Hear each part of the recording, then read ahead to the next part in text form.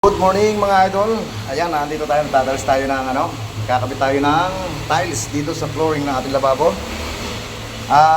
Tutor natin ngayon sa ating mga beginners yung, kasi itong ganitong kulay brown na tiles, mahirap itong halimbawa guguhitan yung ganyan, hindi niyo makikita yung guhit dyan. O kaya kahit gumamit tayo ng pattern na tiles, hindi rin natin masusure. O kaya yung aluminum, hindi natin makikita basta-basta, lalo na yung ikang mga beginners natin na medyo malabo na mata, ay hindi natin basta-basta makikita.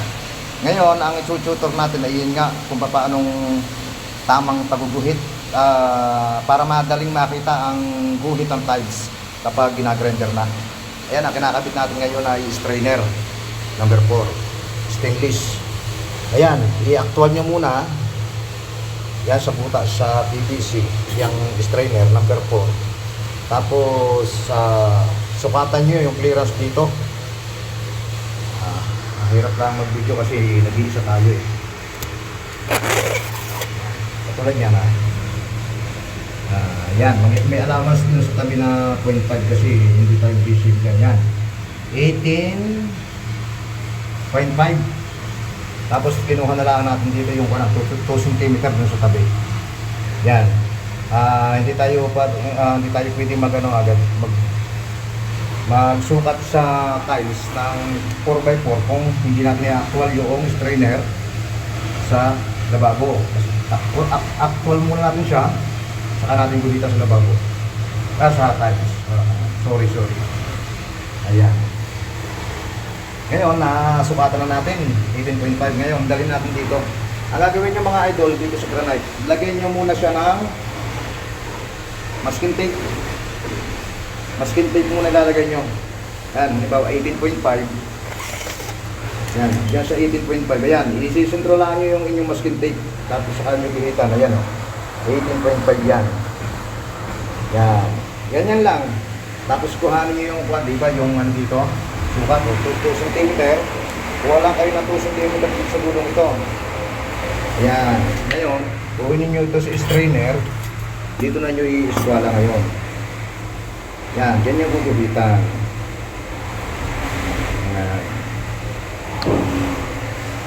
Yan, gamit lang kayo ng masking tape para madaling guhitan. Ganito lang. Ang hirap kasi yung nag-iisa kasi tayo, kaya hindi natin yan, ganyan. Tapos guguhitan lang nyo siya. Hirap kasi. Wait lang. Sandali lang. Yan, naguhitan na natin. Yan yung gagrinderin nyo. Yan guhit ng lapis na yan.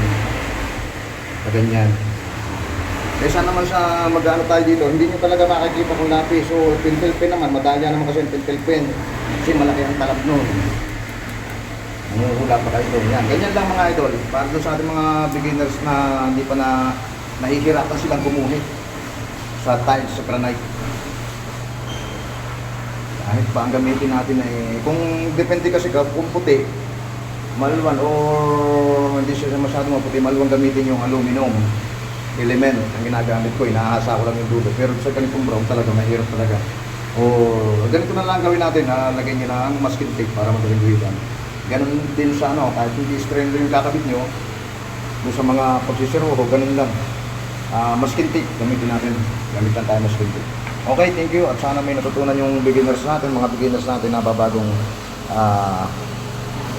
nagtatiles, nahihirapan sila pagguhit. Ganyan lang. Tsaka yung pagkakabit ng strainer, ganun lang mga idol.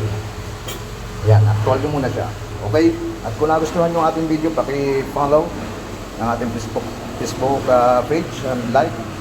At sa ating YouTube channel, paki-subscribe naman po. At maraming salamat. Mabuhay po tayong lahat.